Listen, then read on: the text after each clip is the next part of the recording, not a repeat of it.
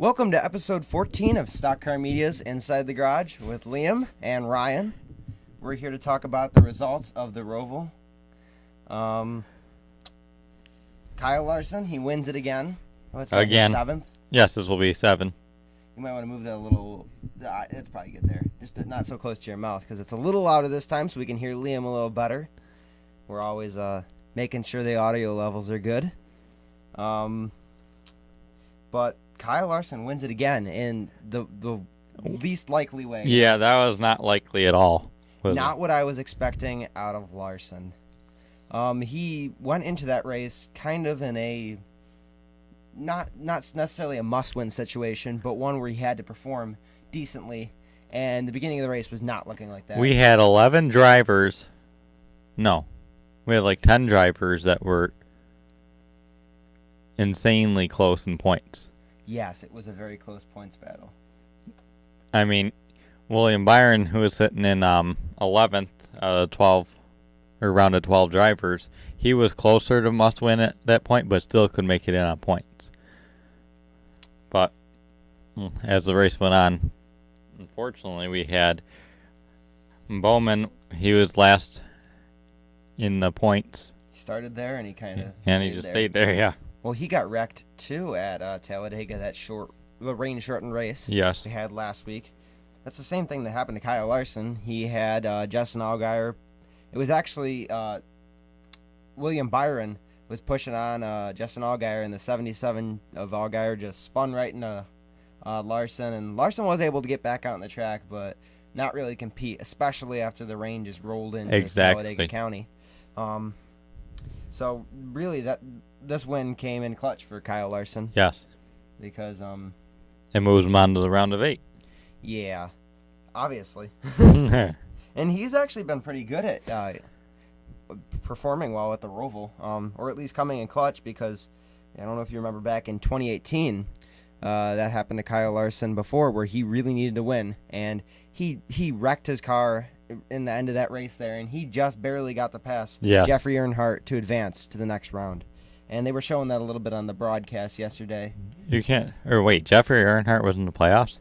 No, he wasn't in the playoffs. Oh, okay. He needed to pass the car to wind up advancing in the playoffs, so that's why Jeffrey Earnhardt's name was significant. That makes sense now. Yeah, it wasn't about that Jeffrey Earnhardt was in the playoffs. He wasn't. He was in 00. There's no way that would happen, or at least in the current generation. Exactly. Speaking of, there's a next-gen test today at Charlotte ROVAL, and technically the Oval as well at some point here. Next 2 days, got a bunch of teams testing there. Yeah, we had the 00. 00's been doing pretty good though. That's why I thought about that for the 00.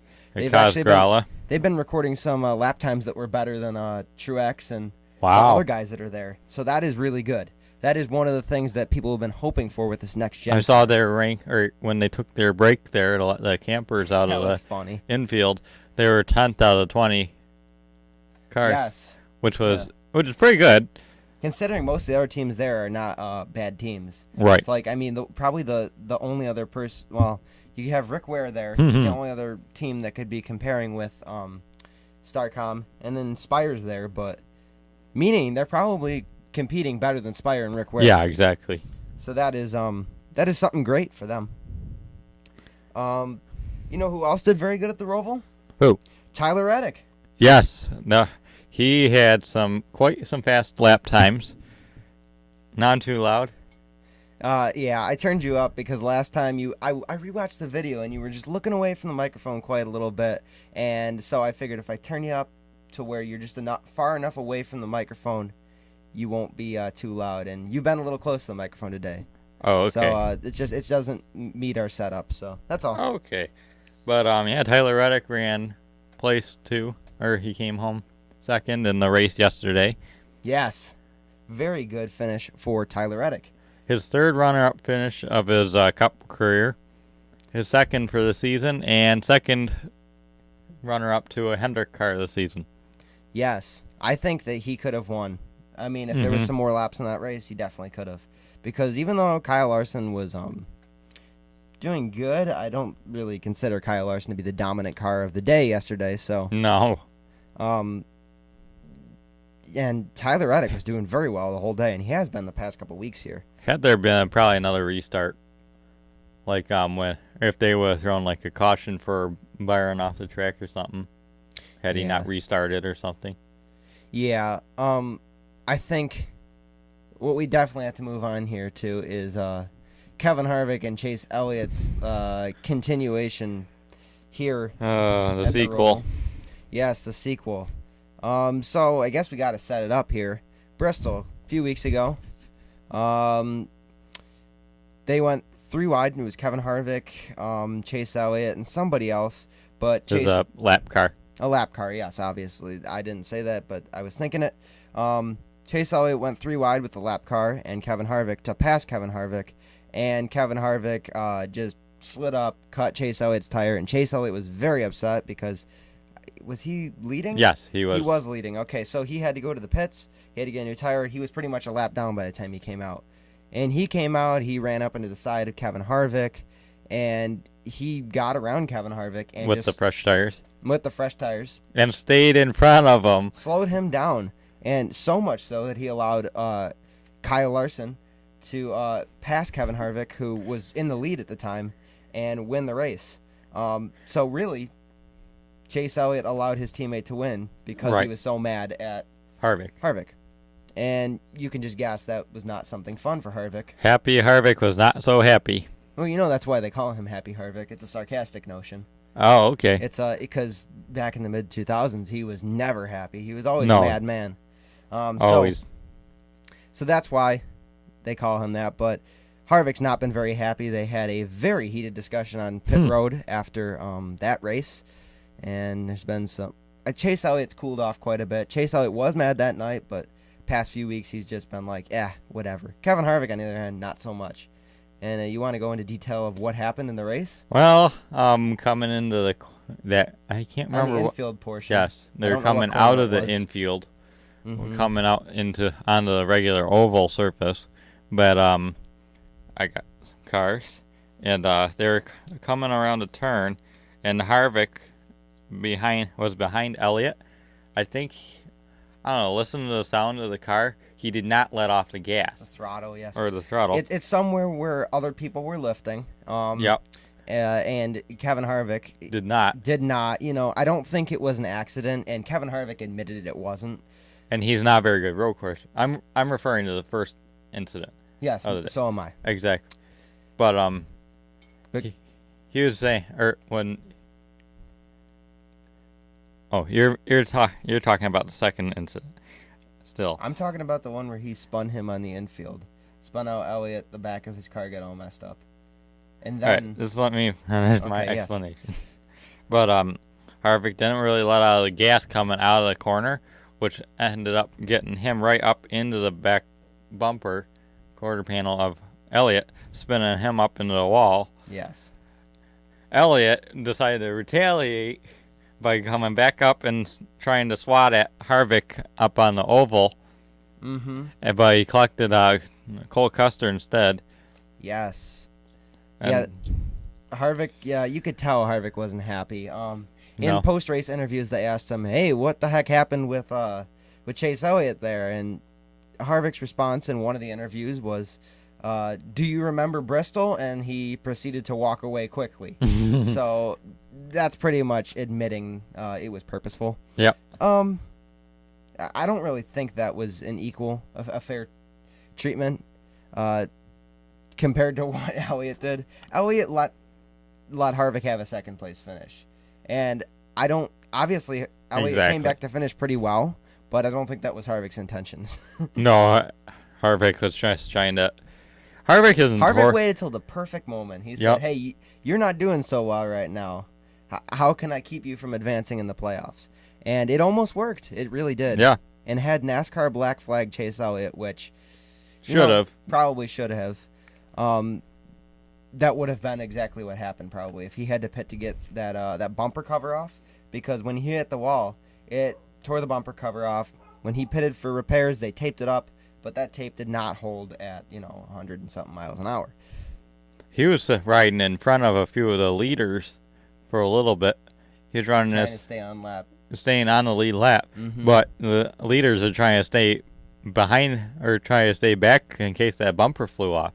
So nobody was really be able to get around. I forgot who was running second place. He could not get around the leader. That was ridiculous. Right. Yes, and so you should have heard Elliott's radio. They were bantering about, if you get near Harvick, you better wreck him, because if you wreck Harvick, is what they were saying, you will be into the playoffs and he'll be out, or the next round of the playoffs, I should say. Not necessarily. Well, that's what they were telling Elliott, and Elliott was like, "Yeah, I'm gonna do that." But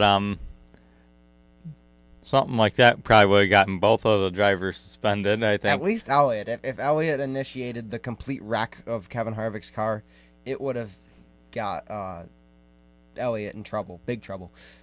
So I don't know. Harvick would have gotten something as well, because they don't tend to find just one driver. Yeah. Or suspend. Because I mean, who was the one that started the entire? Remember the Kenseth wreck with Logano? Yeah. They got Kenseth for that one. So. Well, they got Logano for it too. They did. Because a few races prior, Logano had started the nonsense. Yeah. So Harvick would have still gotten nabbed because he started it at Bristol. Yes. With a sense. Luckily, we didn't have to see how that would play out, because Kevin Harvick, a few laps later, Chase Elliott in his mirror, went into the heartburn turn, they used to call it, pretty hot. You have to slow down a lot for that corner, and he locked up those brakes trying to slow down, and there's a cushion there. Yeah. Chase Elliott won last year with after running into the cushion, and it's not an actual wall behind that. Well, there is a safety barrier. It's just next to it. It's a very light wall. It's not like your concrete wall around the oval. Because it just blocks the Harvick oval. Missed the cushion area. He drove into the wall there. The nose of that thing was crushed up.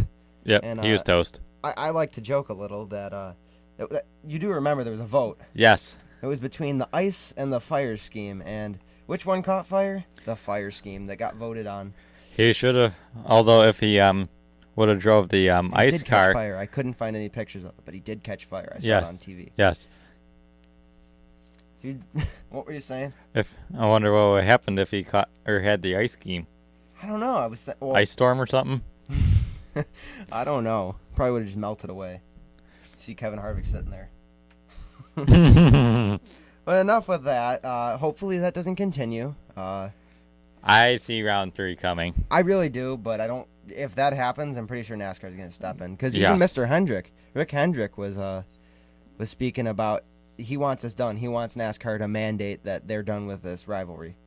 I don't think the rivalry's over, but I think the wrecking into each other probably. Yeah, it's not. It's a whole lot of nonsense right now.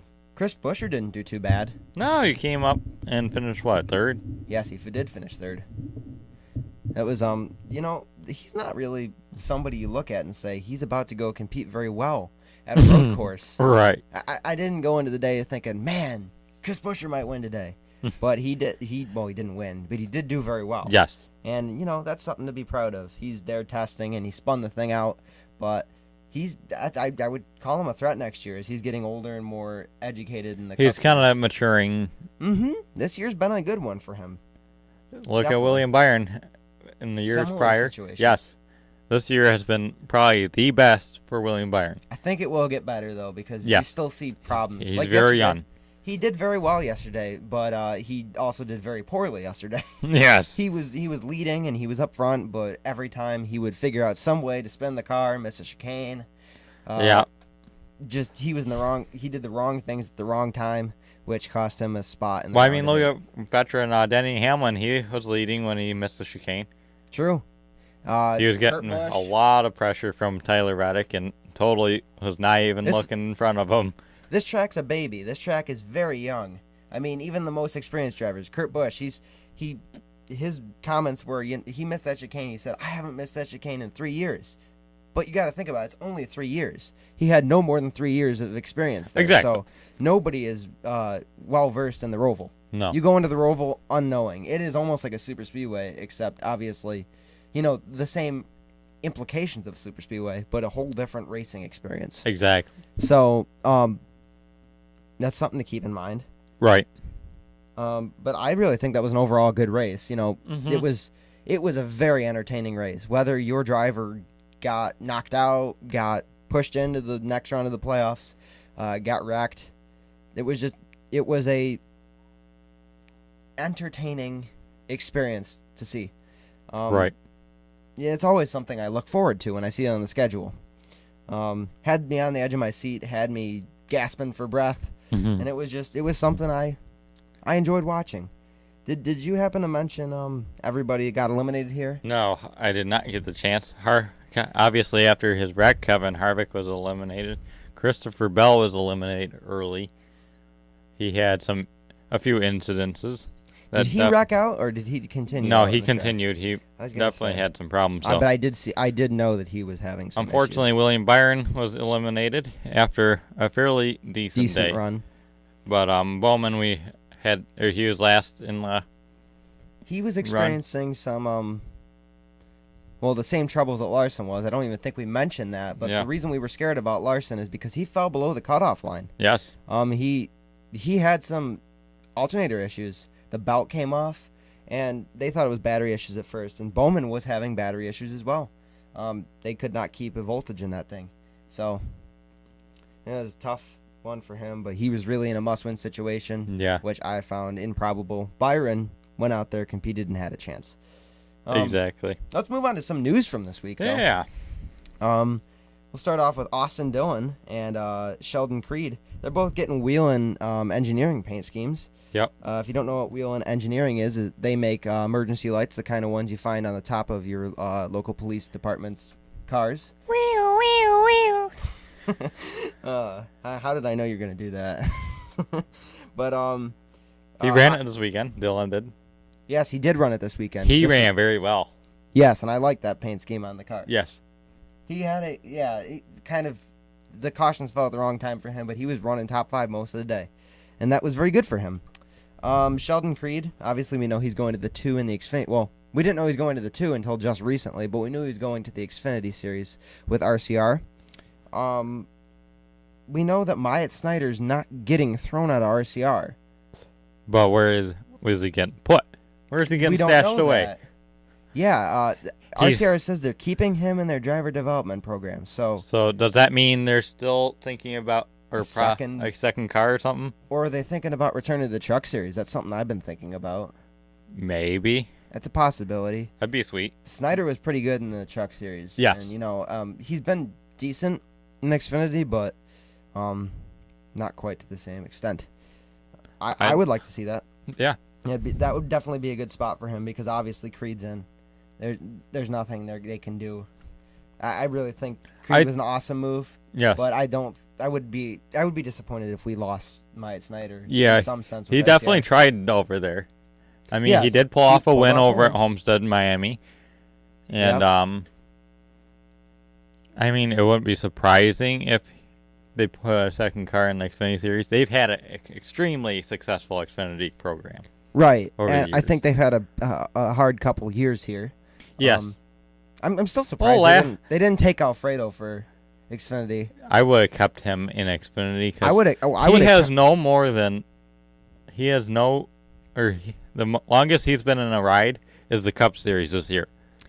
It doesn't make any sense. You know what I mean? I would have kept him in the 21 car. I don't have anything wrong with Myatt Snider, but I really think that Alfredo had a better time in the 21 car in 2020 than Snider did. So I was still surprised by that move, but obviously the 21 or the Myatt Snider going in the 2 worked out well for them. Mm-hmm. So yeah, those are some pretty cool paint schemes. I'm not sure really why I like them so much, but I really did. Just basic, like the red and the white, and it did look pretty basic, but it was beautiful. Yes. You want to introduce this next one here? Well, we got Ty Dillon back in a Cup ride for 2022. GMS Racing will bring the number 34 to the Cup comp. It's a 94. I probably wrote it funny on there. Yeah, 90. Oh, did I say 95? You said the 34. Oh, okay. The 94. Yes. Cup Camaro. Dillon's going to pilot the number 94 Camaro for GMS Racing next year, in the next gen era. Mm-hmm. That'd be pretty cool. We were talking about the rumors last week and probably a couple weeks before that obviously GMS Racing was coming to the Cup Series. Did I not say that he was a top candidate for GMS? Yeah, we said that. How many weeks ago? Mm-hmm. And really, there was nobody else competing with him. No. I would say probably DiBenedetto had a hand in it for a second, but as we know, DiBenedetto has been saying time and time again that he has not been given too many opportunities. So I'm pretty sure the doors closed quickly on him for this one. Exactly. The only thing supposedly for DiBenedetto that's been offered is a Rick Ware ride. Yeah. And Rick Ware was talking about downsizing to 2 good cars next year. Right. So what happens to the other 2 charters? Do they lease them next year? I don't know. They're talking. But I'd like to see Newman in that. But Rick Ware said in an interview that he was talking to Ryan Newman and Matt DiBenedetto. Ryan Newman, I don't know, maybe part-time, but I don't see him returning full-time next year. If he went into a Rick Ware car, though, I wouldn't be disappointed. No. Because he could help develop that team. Exactly. And it was Brad Perez.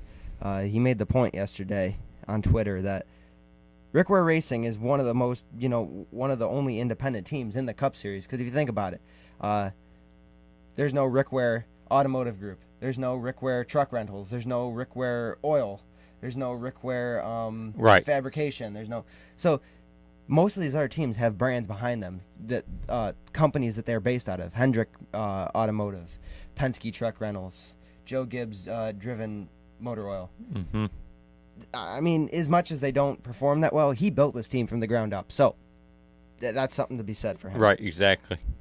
Big Machine Racing, though, they kind of have, they've been one of those teams that has a big brand behind them. Big Machine Records is a huge record label in the music world. They've been, they have Taylor Swift. I'm pretty sure they did. They've had a lot of country musicians, that's for certain, but they've come to the Xfinity Series in the beginning of this season, and they're planning to do even better next year as they're going to join forces with Richard Childress Racing in 2022. They have, what's his name? I can't remember him. The driver. Jade Buford. Jade Buford, yes. It's on the tip of my tongue.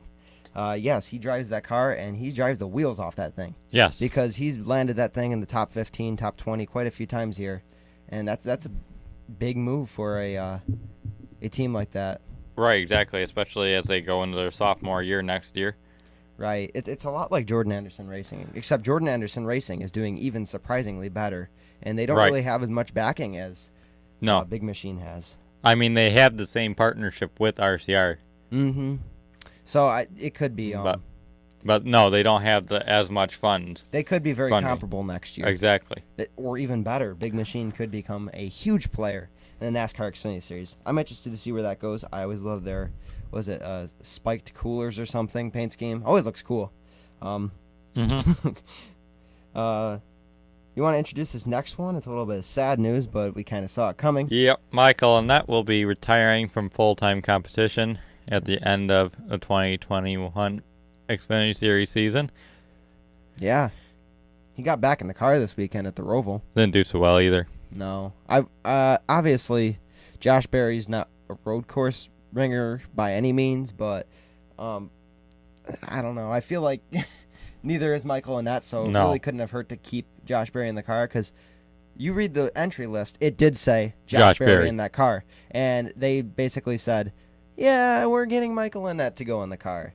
And after all these weeks of leg injuries and re-injuries, and I really could have seen him getting back in the car before the end of the season, but I didn't really feel like now was the time. No. Coming off of that win, Pilot Flying J got their first win in the Xfinity Series with Junior Motorsports with Josh Berry. No. Well, And that has a win. Yeah, but that was with the Heart Association. Oh. I'm pretty sure Pilot Flying J wasn't the primary sponsor that time. So, I mean, I really wouldn't be surprised if Pilot Flying J went along with Barry next year. Yeah, exactly. Because I'm sure there's still some open spots on that number 8 car next year. Right. So my guess is with the, or I'm going to say Sam Meyer will probably drive the number 1 car next year. Yeah. Yeah, probably. Unless Although I wouldn't be surprised if they got rid of the 1 and pulled back out the 88. You're right. That'd be cool. Because obviously Josh Berry drove the 8 and so did Sam Mayer. And we already know Josh Berry's getting the 8, but I wouldn't. Right. It'd be cool to keep the 8 in the number of Sam Mayer's car. But obviously, this is kind of sad news for Michael and that 35-year-old. He should be in the peak of his career, but unfortunately, the peak is pretty low. Yeah. The sponsorship is what's kept him there, and it's been good for Junior Motorsports. Kept them competitive. The money is what keeps them going, so you got to take that with a grain of salt. Even though he's not the greatest driver ever, you got to respect them for looking at it and saying, hey, he's got money to lend to us. He can help us. Right, exactly. He did pull off a win a few years back. At Daytona, I'm pretty sure. Rick Ware Racing, we got this news yesterday. It really didn't bounce off the walls too loud, but Rick Ware Racing is going to partner with Ford Performance next season. Oh, okay. And they're going to get an alliance with Stewart-Haas Racing. Not after this year. Well, they are, actually. It sounds like Joey Hand. He's I'm pretty sure he's a professional sports car racer, but he raced at the Roval yesterday, and his car was supposedly a Stewart-Haas car, built by Stewart-Haas. So, is that why he was doing better than half of them? Yeah, I'm pretty sure. Because, I mean, he was doing very good. He was even able to spin out Truex. Yes, he did spin out Truex. Yeah, but it's a pretty big deal for them. I'm not sure it will make them extremely better, but it will make them pretty good. It'll make them better than they have been. But yeah, because if you think about it, Live Fast Motorsports, they have Stewart-Haas Alliance currently, and they run right there with Rick Ware Racing. Right, exactly. So if you think about it, Rick Ware can only get better, so they're probably going to do better than they currently are. But it'll be a big news for them to have. They're still planning on downsizing, but obviously if they have Ford money coming in and they have Stewart-Haas parts and stuff going into the cars, that'd be good for them. Right, exactly. So that was big news, but it was Rick Ware, so like I said, they were hush hush, no big deal.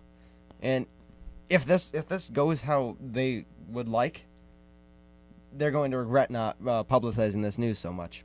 Right. Because they could wind up a 25th place car next year. That wouldn't be out of the realm of possibility. That would be the best case scenario probably. Yeah, they could possibly get a decent run. Yeah. They could even place like a 20 or top 20 car, if anything. Yeah, I wouldn't guarantee it, but I wouldn't doubt that it would be possible. If they get the right driver in the car. Yeah. I think that's about all we got, though, for this week. It was a longer episode, but you know what? I'm happy when there's enough news. Yeah, I hate it when there's because it does really make me sad when there's short news weeks and short podcasts and nothing to talk about. Yeah, it stinks. But this week was wonderful. Crazy races, crazy news. I mean, there's probably stuff we could go on with the Roval race forever and ever and ever. Did we finish the next-gen testing stuff? Is there anything you'd like to say about it? I do have to complain about the Wood brothers putting Cindric in the test car. What about Harrison Burton? Right. You signed him on to be your driver, and you're a single-car team. You should be able to run every single... That young man has one Cup start, I'm pretty sure. One? Yeah. Maybe two? I'm not sure if he ran a Cup. One. I know he ran at Talladega. Yeah, I think that's it. He ran the Gump brothers. But heck, really, you guys? Really? I mean... It would be great for Cindric to have some time, but... If this is Penske, this is ridiculous. This is giving, basically, your guys an advantage over your Alliance team. I mean, we're seeing these drivers... Because technically, the entire Penske team had their drivers in the test today. We're seeing them share their cars, too. So, like a lot of the teams are just letting, they have a driver who... Yeah, they had Justin... So, say... We know William Byron's testing, but say William Byron's there and he's like, I need to test at some point here, and they say, get in the 5 car. Exactly. They're going to. So Why in the world wouldn't they do that with the 22 or the 12 that they have there? Right. Why must they put them in the 21 or put Austin Cindric in the 21 for the whole thing? Yeah, that's or not at the fair very to- least share it with Harrison. Exactly. But I mean, the rookies for next year should be getting the entire seat time of every single test. That would be the best case scenario. I don't know about every single test would be possible, but I mean, I'm not sure if Justin Haley will be eligible for the Rookie of the Year honors next year. it depends on what NASCAR thinks, because they changed. They shouldn't be able to think that. It should be the first full-time season of the driver. NASCAR is. I mean, even with like yesterday's That's what they used race to do. control, But I mean, even don't with think they've NASCAR's changed. race control, they've been very inconsistent. They've been consistently inconsistent. yes. So, yesterday they didn't black flag Chase Elliott, but, Chris Buescher a few years ago with that sign attached to the back of him. And I understand it was not fully attached, but neither was Chase Elliott's bumper cover. It flew right off. Yeah, that should have been black flagged right off the bat. You don't need a bumper cover to And if he race, but you do need to secure the thing if it's going to be flapping around in the wind. Right, exactly. They should have black flagged him. And obviously, when you get black flagged, if you stay out there after a certain amount of laps, you get stop score. You're just at the bottom of the leaderboard technically. And I do understand that they had. Well, everybody says it, that he's the golden boy of NASCAR, and regardless of if he is or isn't, I do understand they did have some lenience for him because he did nothing to wind himself up in the wall. But at the same time, they were in talks with him. They were telling him, hey, we're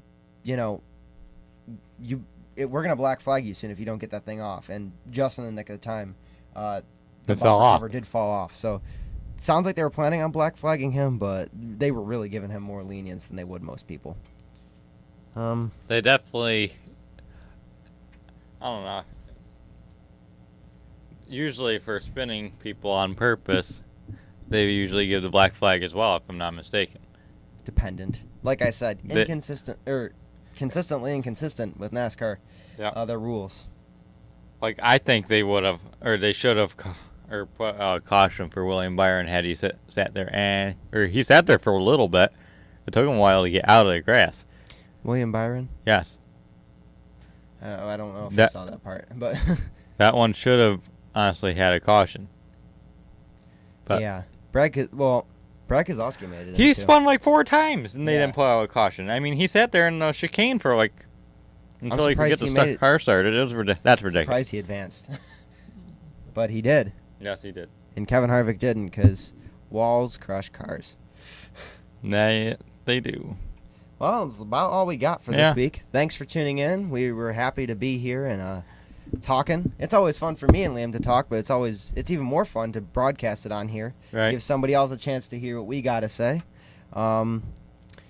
If you liked hearing all this news, there's always even more of it on our website, stockcarmedia.blogspot.com. If you want updates on the news, every time we put out a new article, you can always head over to our social media at stockcarmedia on Twitter, Facebook, Instagram. It's always on there. And that'll be all down in the description alongside our Redbubble link, where you could purchase some Stock Car Media merchandise if you'd be interested. But thanks for tuning in. We had an awesome time. If you like this video, always give it a like. And if you really like our content, you could always subscribe. But thanks again for tuning in. We could use a few of those. Right, that would be helpful. Wouldn't hurt. Thanks again. Have a good one.